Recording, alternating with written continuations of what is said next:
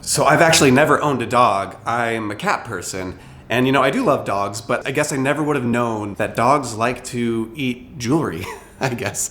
Because this is not the first ring that's been destroyed by a dog. Nay, this is the second ring that someone has sent me that their dog just completely obliterated. So this dog destroyed this ring, and I want to know if your dog would have done something similar to this. Oh my goodness. No, not this one. But I had a greyhound that would take and chew jewelry. They brought this ring to a lot of other jewelers and just got the same response over and over again. Why don't you just remake the ring? The problem is jewelry is very sentimental, and not everyone just wants to discard or get rid of their ring. Even if it is almost beyond saving, they would rather just send it to someone like me to see if there's anything that can possibly be done. Now, the first step with any jewelry repair is you're gonna want to clean the ring. That's the very first thing, 100% of the time. Put it in the ultrasonic cleaner. Cleaning is really important because there's a lot of dirt and gunk and stuff under the diamonds, or just the metal in general is dirty. And when I take my torch to the ring, which I'm gonna have to do at some point, having that dirt in there is gonna be very problematic.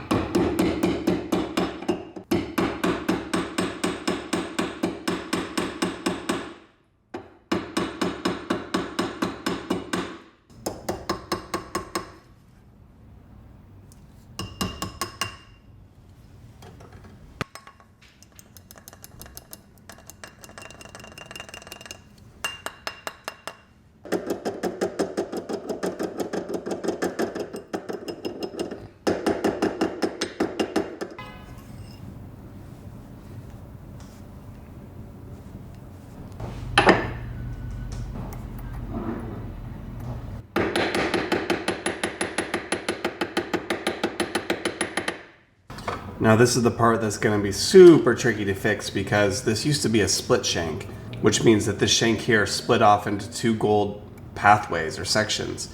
And this one is kind of opened up a bit, but severely bent in right here. And this side is completely smashed together.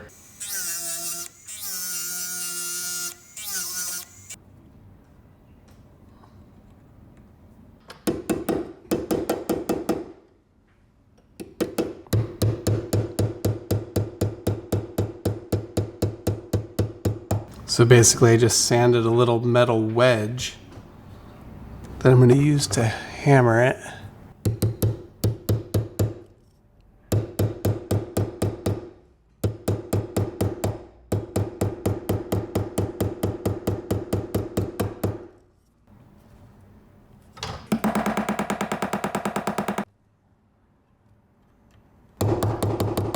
Now this is the part that's going to be virtually impossible to make the split shank look exactly perfect or exactly the way it was. I mean, the dog really smashed it together on both sides.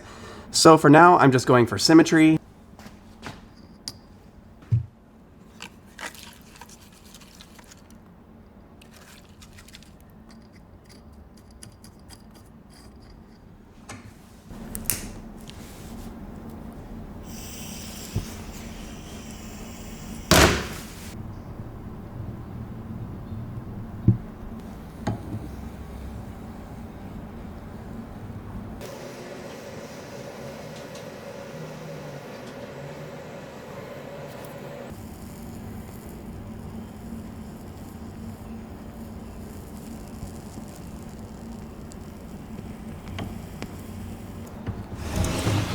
It's definitely looking a lot better, and I'm starting to tell the more I get into this project that it really is going to be impossible to get all of these little pieces completely straight that have been bent by the dog's gnarly jaws. Oops.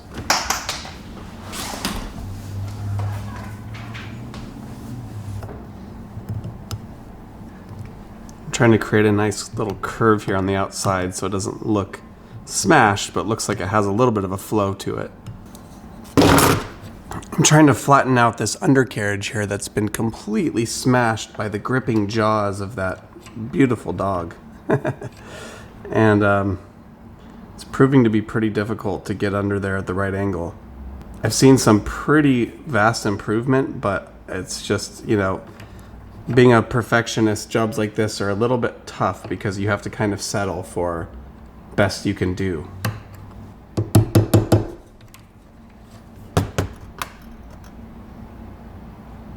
I'm actually liking that more open split shank, so I think I'm going to do that to the other side as well.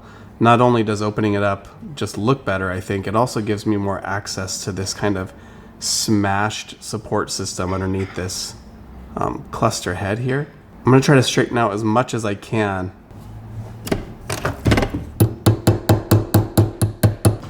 So none of my traditional pliers will get in between some of these really tiny nooks and crannies of this ring. So I'm going to need to fashion like some wedges out of these beading tools. What I'll do is basically taper the very edge of these tools to create some very thin but strong wedges that I can get under there.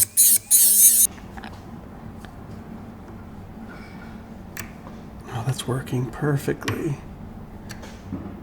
Oh, that's working so much better.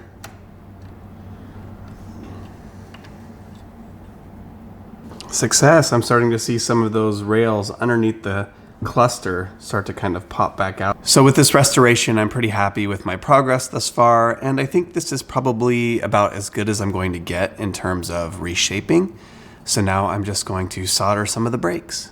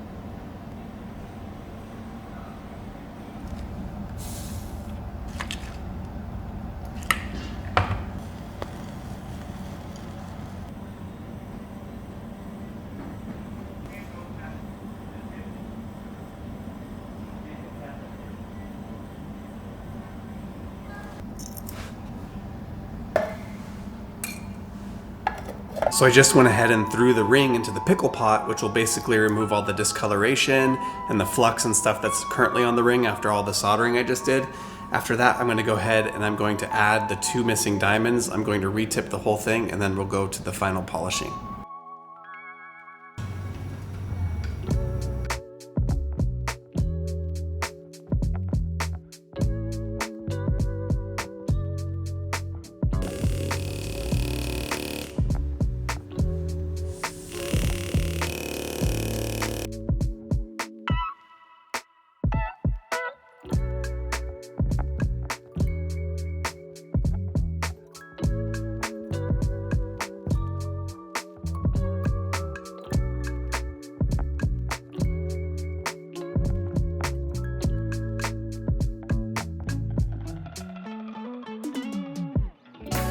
The next thing I'm going to do is check how many loose stones there are, because inevitably some of the stones in the cluster came loose when the dog kind of had his way with this ring. It's actually quite remarkable that only 2 stones fell out. Given the damage to the rest of the ring, you would have thought that maybe like most all of the stones would have fallen out.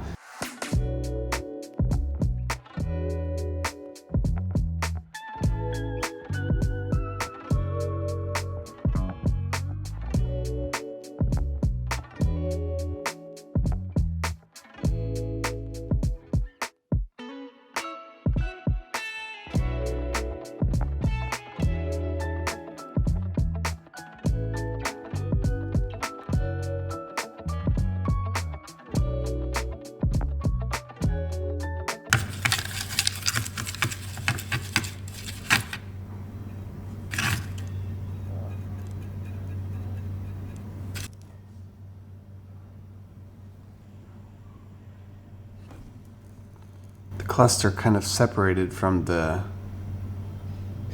split shank here, so I'm just going to reattach the both with some solder.